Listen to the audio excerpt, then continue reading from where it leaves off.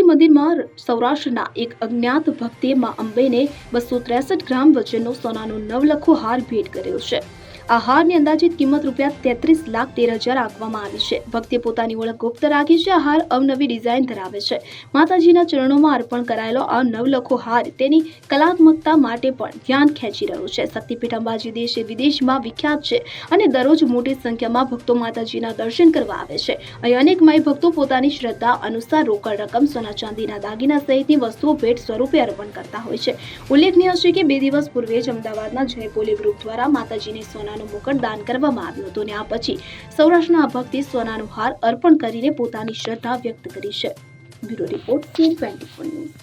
હવે જુઓ દેશ દુનિયાની તમામ ખબરો તમારી આંગળીના ટેરવે। ઉઠાવો મોબાઈલ અને ગૂગલ પ્લે સ્ટોર પરથી ડાઉનલોડ કરો અમારી CN24 ન્યૂઝ મોબાઈલ એપ।